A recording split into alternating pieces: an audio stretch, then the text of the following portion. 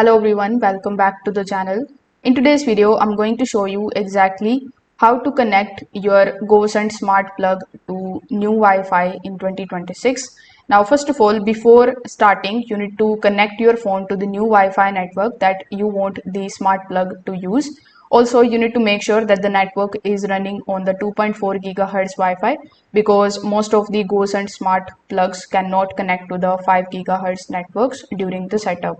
So once this particular step is done from your end, you need to simply open the Gosund, or you can also open the Smart Life application if you want to use that. So if the old plug appears over here offline, you just have to tap on that, then open the settings menu in the top corner and remove or delete that particular device from the application. So once that is done, you just have to simply take a look at this particular power button on top of your Gosund Smart Plug.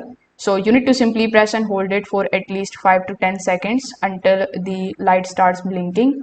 So when it starts blinking, it means that you can now basically make changes into the Wi-Fi, and you can also add it inside your application. So you need to open the application and tap on the plus icon in order to add the device. Now over here, you need to simply choose the socket or the smart plug from the list. Now once you have chosen that, you just have to simply follow further on screen instructions, like you need to enter the new Wi-Fi details and wait for the application to complete the process for you. Once connected, you can just definitely test the smart plug by running it on and off from your phone. So if this video helped you out, make sure that you like this video and subscribe to the channel.